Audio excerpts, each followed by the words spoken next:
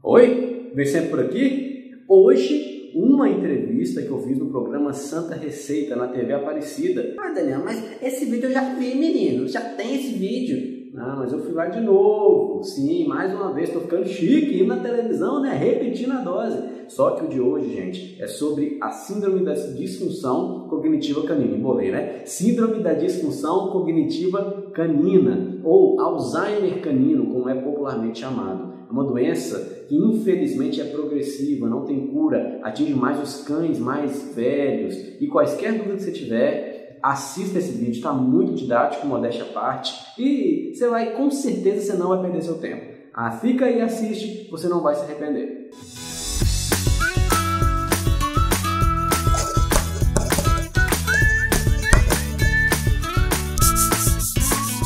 Como os humanos, os cães também podem desenvolver problemas cognitivos conforme eles vão envelhecendo. De repente, começam a fazer as suas necessidades fisiológicas em lugares errados. Esquecem comandos e ficam até desorientados.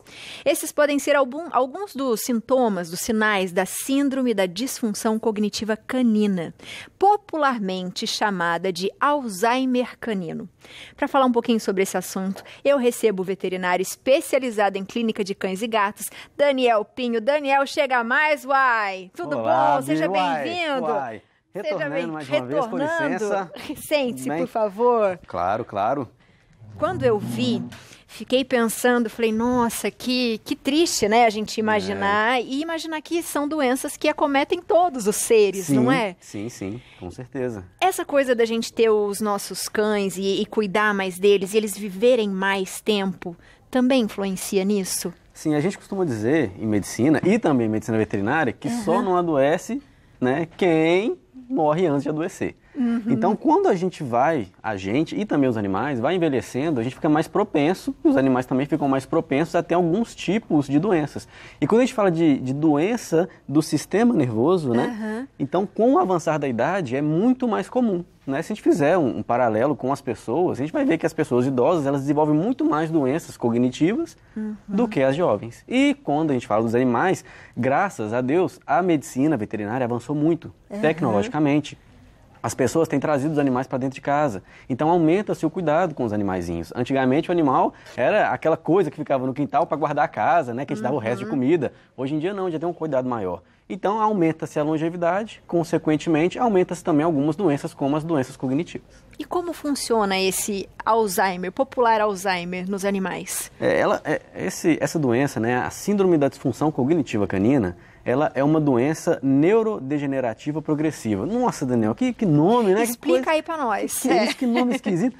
Calma, neurodegenerativa quer dizer que é uma degeneração dos neurônios, né, do sistema nervoso central.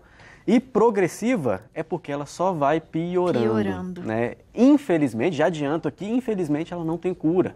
Então o tratamento, ele é para a gente tentar não deixar avançar tão rapidamente e aumentar a qualidade de vida do paciente. Mas assim como o Alzheimer, né, não se conhece uma cura. E ela vai progredindo, infelizmente. E existe alguma fase, né, que você sabe, esse cachorro, essa raça é propensa a ter ou não? Hoje, porque assim, a gente está estudando bastante, inclusive pela similaridade com o Alzheimer, muitos médicos humanos têm estudado também a síndrome da disfunção cognitiva canina. E a gente está estudando bastante, mas ainda não se correlacionou a síndrome da disfunção cognitiva canina com uma raça específica. Não. O que viu-se é que machos e fêmeas castrados tendem a aumentar a possibilidade. Aumentar a possibilidade. Aí acredita-se que tem uma correlação com a redução de hormônios, né, produzidos pelas gônadas. Mas ainda não está totalmente elucidado. Entendi. Né? Então ainda não pode se dizer que isso é certo. Enquanto o Alzheimer, ele tem 70%, o Alzheimer, né, logicamente humano, tem 70%, né, acometido pela genética. Né, a gente diz que 70% do Alzheimer, ele dá-se pela genética. Nos cães a gente ainda não tem dado o suficiente para correlacionar com raça, né? Se um animal teve, quer dizer que seus filhos vão ter, a gente ainda não tem essa segurança. Entendi. E existe uma idade?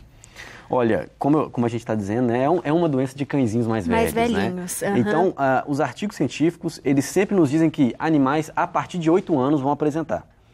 Artigos mais atuais, eles vêm dizendo que acima dos 8 anos de idade, de 14% a 35% dos animais apresentam algum grau da síndrome cognitiva canina. Então, a gente vai vendo que está aumentando, só que é subdiagnosticado. Porque muitas vezes o tutor, ele simplesmente atribui algumas alterações, tá envelhecendo, é isso. Aí não leva no veterinário. E até os veterinários ainda estão aprendendo a fazer o diagnóstico correto. Então acabam não notificando. E aí a síndrome cognitiva canina fica subdiagnosticada. Mas os artigos, como eu disse, né, vai de 14% a 35% dos animais acima de 8 anos. Então, a partir dessa idade, a gente já tem que ficar muito atento no nosso bichinho. Quais são os sintomas? Né? Eu falei um pouquinho ali, mas eu queria que você falasse pra gente. Sim, claro. Os sintomas, como você bem disse, né, vai dar desorientação. O animalzinho, ele fica ali dentro de casa, ele sempre se orientou muito bem dentro da casa. Mas agora começou a ficar perdido. Né? Tá andando de um lado para o outro, começa a se movimentar sem propósito, movimentar em círculos. Às vezes os animais começam a se movimentar em círculos. Né? Também tem as interações, ficam alteradas. O animalzinho sempre teve uma boa interação com o tutor. Agora não.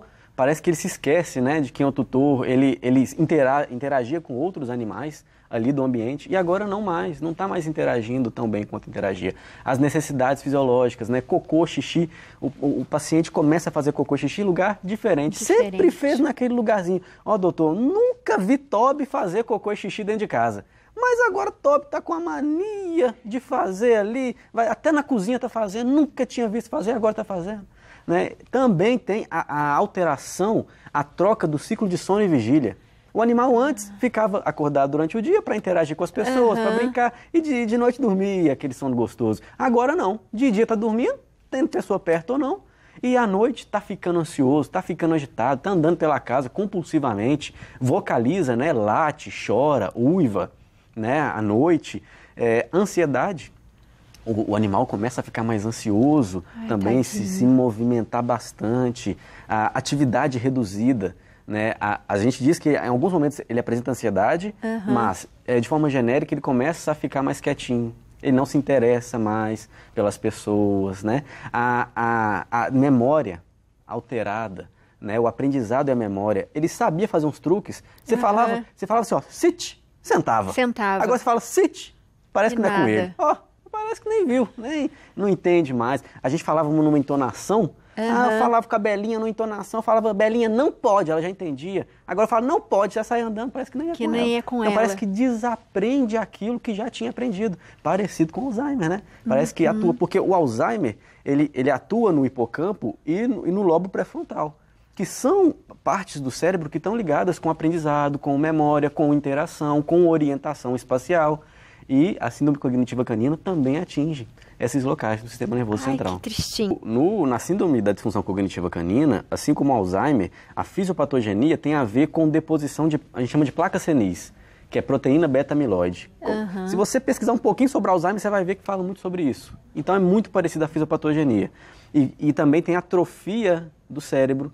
Então quando esses sinais, a deposição de placa senis começa a ser muita, começa a dificultar os impulsos nervosos, começa a dificultar as sinapses, que a sinapse é a comunicação de um neurônio para o outro, e você vê essa atrofia mais significativa, você pode ter sinais como as convulsões. Já é um sinal mais avançado dessa doença, infelizmente. E às vezes, Dani, a gente acha, porque você está falando, eu estou lembrando muito do cachorrinho que eu tive, que era um poodle, que era o Floquinho, e no final ele estava assim, e a gente achava que era do coração. E o veterinário também ficava confuso, mas ele tinha exatamente isso, do nada ele apagava, tipo uma convulsão, e a gente falava floco, e aí voltava e começou a andar em círculos. Então, e ele já tinha 14 aninhos, então pode ser até algo assim que a gente de repente não percebeu. Foi nessa do tá velhinho, é normal, e você não vê. A gente pode confundir com outras patologias. Com certeza.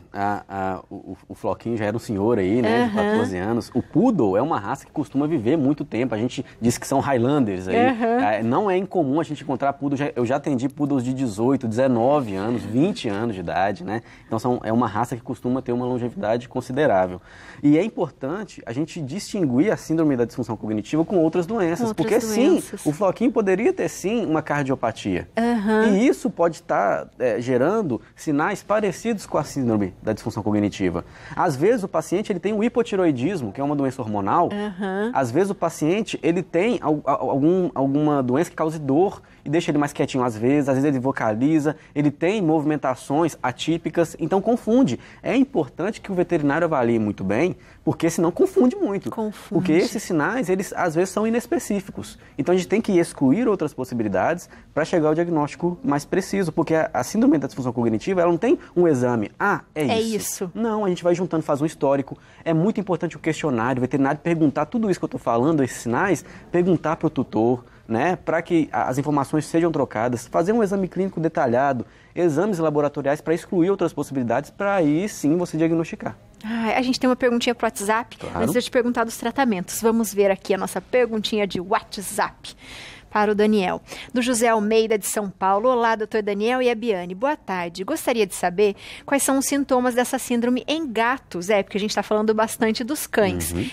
Eles também sofrem assim como os cães ou não? Ótima pergunta. Ótima pergunta, José. Gostei também, José. Eu estava aqui na minha fila aqui para eu fazer. Gostei, José. Olha só. Então, a gente está falando sobre síndrome da disfunção cognitiva canina. Então, exatamente essa síndrome não acomete os gatos, mas a gente tem visto sinais, sintomatologias parecidas nos felinos. Só que não tem todos esses sinais que eu estou te dizendo. O que os gatos apresentam mais é vocalização, sem uma explicação. Né? Eles começam a vocalizar sem uma explicação depois de uma certa idade também, depois dos seus 6, 7, 8, 9 anos, começa a ter vocalização e começar a defecar, porque o gato ele é muito aciado. Dificilmente o gato na vida adulta, ele vai defecar, urinar em locais fora da caixinha de areia. Porque ele é organizadinho ali, né? Exatamente. Então a gente tem observado sim, José, esses tipos de sinais. Então a gente acredita que se não for exatamente a mesma patogenia, algo parecido esteja acontecendo com os gatinhos, porque eles também estão aumentando a longevidade. Que legal isso, Dani. Quais são os tratamentos, já que não temos cura? Bom, aí no tratamento é muito importante enriquecer o ambiente do paciente, né, do cãozinho, para que estimule a mente. A gente fala que para a gente evitar, prevenir o Alzheimer, é bom fazer um sudoku, é bom fazer uma palavra cruzada, é bom estimular o raciocínio para o animal também. Tem gente que acha que cachorro não pensa. Mas ele pensa. Pensa, né, Quem tem em casa sabe. Quem tem em casa sabe que conversa pensa. Com a gente, sabe tudo que a gente está sentindo. Exatamente. Responde da forma deles, né? Mas responde sim também alguns estímulos. Então a gente tem que estimular o raciocínio do paciente. Tem brinquedinhos que estimulam o raciocínio, que você esconde o petisquinho dentro do brinquedo, ele tem que ali colocar a patinha de um jeito aqui e tal, para achar o petisco. Isso vai estimulando, passear em locais novos, para que tenha novas informações ali, né? Você faz sempre o mesmo caminho? Muda, faz outro caminho, deixa ele cheirar, sentir um cheirinho diferente, estimula a mente desse animal. Além do enriquecimento ambiental, dos passeios, também a nutrição, rações sêniores, né? Rações para animais velhinhos. A idade, né? Exato. Antioxidantes, suplementos antioxidantes, porque a gente sabe que o processo de oxidação das células, ela leva à síndrome da disfunção cognitiva. Então, antioxidantes, vitamina E, vitamina C, selênio. A gente tem um fitoterápico, né? Que é usado até mesmo pelos humanos. E assim, alguns médicos concordam, outros não concordam, que é a ginkgo biloba. E muitos veterinários estão entrando aí também com a ginkgo biloba, estudando, alguns têm efeitos positivos, mas não está também totalmente elucidado. Eu não posso chegar aqui para vocês e dizer falar não, que né? É o tratamento, vai dar certo, não. Mas tem sim alguns relatos de efeitos positivos em trabalhos científicos. Então a gente tem que dizer também que tem que dar credibilidade. Exato. Legal. E também tem as medicações neuroprotetoras, né, para aumentar o fluxo sanguíneo cerebral. São fármacos mesmo, né? A gente falou suplemento e a nutrição, mas também tem os fármacos, né, que deve ser prescrito pelo médico veterinário. Por favor, não queira você procurar aí no Google, o que dá para síndrome da disfunção. Eu tenho certeza que um monte de gente começa a procurar. Exatamente, o Dr. Google, né? O Dr. Google ele tem tanta informação que a gente se perde ali e não está entendendo mais nada. Então leve no profissional, confie em quem estudou para isso, né? Leve, que aí ele sim vai saber quais as medicações que deve prescrever, né? O que deve fazer com esse animal e procurar estudos cada vez mais avançados para tratar o animal da melhor forma. Dani, eu adorei. Que bom. Eu acho que você explica de uma forma tão didática que fica fácil da gente entender. Obrigado, né? Lembrando que eles são os nossos parceirinhos e nossos companheiros. Então, quanto mais amor, carinho, prestar atenção neles, acho que mais fácil fica, não fica? Com certeza. Uma coisa que a Carol aí, né, do relato, ela não disse, é que a Nina não era dela. Ela comprou uma casa A Nina estava lá, aí a antiga dona falou assim, eu vou buscar daqui a pouco. Aí ela foi lá, visitou, voltou, não voltou mais. E aí ficou com a casa, adotou a Nina, e você tem que ver o amor que a Carolzinha tem. Eu atendi a Nina, atendi outra, a Pituxinha também, que é outra paciente. Então, é um exemplo aí de carinho com os pets. Então, eu quero trazer isso pra gente tratar cada vez melhor os nossos pets, né? Porque eles merecem. Eles são muito, muito positivos no nosso convívio, nos ajudam muito. Então, a gente também deve retribuir esse carinho. Esse amor, né? Com certeza. Eu tenho mais uma pergunta pra você. Vamos lá. Vamos ter que aproveitar, vem de longe, uai. Uai. É da Luciane Moura, de São Paulo. Boa tarde. Eu tenho uma cachorrinha de 8 anos, mistura de labrador com pastor belga. É uma cachorrona. Essa é bitela, como diz lá na minha terra, né? Ela tem constante convulsão. Esse problema pode ter alguma relação com a raça? Muito obrigada. E aí? Bom, aí, quando a gente fala de raças de cães e de idade, a gente tem que compreender que quanto maior a raça, menor a expectativa de vida. Então, doenças que, às vezes, no animal de pequeno porte, a gente começa a ver aos 10, 11 anos, aos 8 no de grande porte, já começa a aparecer.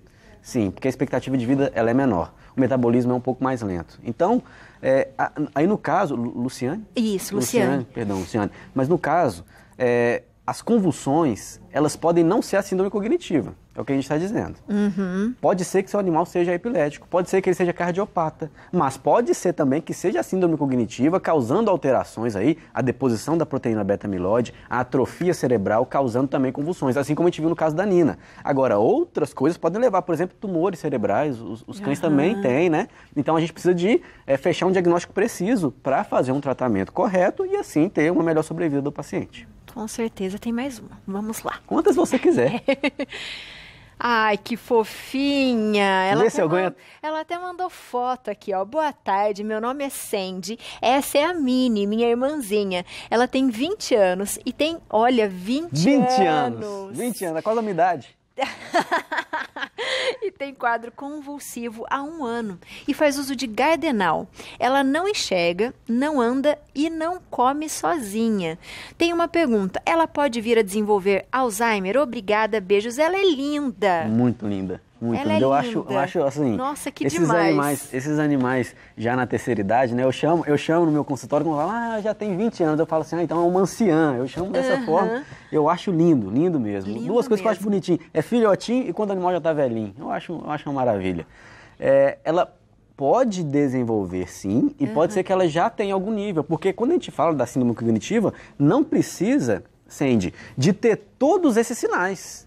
Às vezes ela tem alguns dos sinais, mas tem uma doença branda ou leve, né? Pode acontecer, porque a gente tem níveis, né, de agravamento da doença, até chegar num nível mais terminal, um nível que já fica difícil a sobrevida da paciente. Então pode ser que ela já tenha. Você disse que ela é epilética, né? Ela faz já uso do Gadernal por causa das convulsões, né? Então pode ter outras doenças atreladas. Lembrando que a síndrome cognitiva, ela não exclui outras possibilidades. Pode ter isso e mais aquilo. Pode ter isso e mais aquilo. Ela falou que ela é ceguinha também. Animais que são cegos e têm epilepsia, pode ter a diabetes, que já é outro universo, né? Mas os animais também são acometidos por diabetes, né? E os animais velhinhos ainda mais. Então, a importância de levar no médico veterinário, fazer o acompanhamento, eu percebi que a Cindy ela leva no médico veterinário, né, que foi diagnosticada, e fazer o acompanhamento correto para entrar com o tratamento preciso.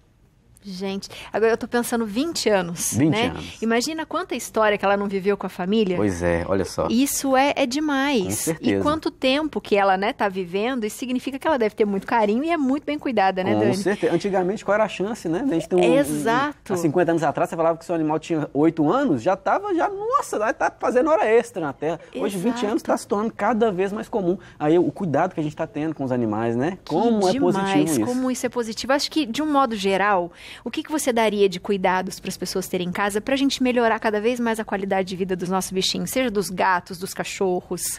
Olha, gente, a primeira coisa, embora a gente não fale isso, né, abertamente na medicina, mas carinho. Dá carinho, dá amor, porque isso alimenta a alma e, consequentemente, alimenta também a mente dos pacientes, né? Fisicamente, pacientes que são bem tratados, eles são melhores, eles aumentam a longevidade, eles ficam menos propensos a algumas doenças.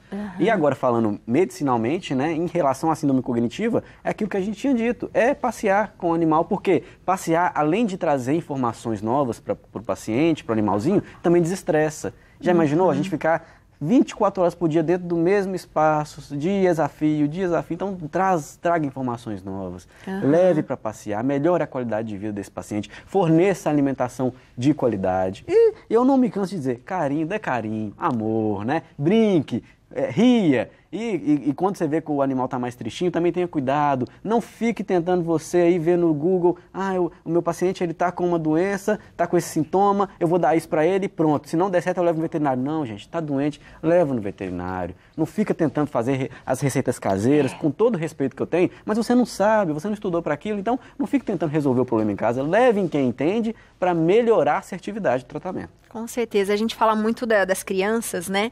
Que quando são os bebês e sente a mãe, por exemplo, ansiosa, isso passa para a criança.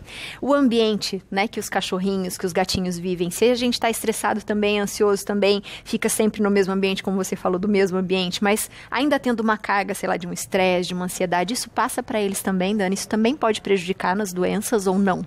Eu vejo, aí a gente também não tem isso cientificamente comprovado. Eu, como médico, eu não posso bater o martelo. E falar né? Falar Mas o que eu posso dizer para você é que, na minha vivência clínica, eu tenho visto cada vez mais os animais serem acometidos por doenças que os tutores são. Mas é muito comum. Você atende ali, tem um problema no joelho, o tutor tem problema no joelho. Problema de tireoide, o tutor tem problema de tireoide. Tem diabetes, o tutor tem problema de diabetes. Tá no pâncreas, o tutor tem problema no pâncreas. Então, eu acredito, sinceramente, que os animaizinhos são anjos aqui na Terra, que nos ajudam até a carregar alguns fardos, sabe? Então, eu acredito também que eles, no nosso ambiente, eles absorvem algumas coisas, sabe? Eles nos ajudam nesse sentido e também apresentam essas dificuldades. Então, quanto mais a gente encher o ambiente com carinho, com amor, com tranquilidade, melhor para eles também, é lógico, né? É lógico. São seres amáveis, né? Eles absorvem muito bem o amor e retribuem melhor ainda, né? Dani, você é fantástico. Vamos seguir esse moço, minha gente. Entra no Instagram, @DanielPinhoVet, tudo junto, tá? Pinho Vet. Exato. No YouTube, Daniel Pinho, que ele tem vários vídeos, ele explica várias coisas nos vídeos dele, adoro ver os vídeos. Muito obrigada, seja sempre muito bem-vindo à nossa casa, viu? É um prazer. Só chamar que eu venho. Por favor, um beijo, Dani. Obrigada, Gratidão. viu? Muito bom.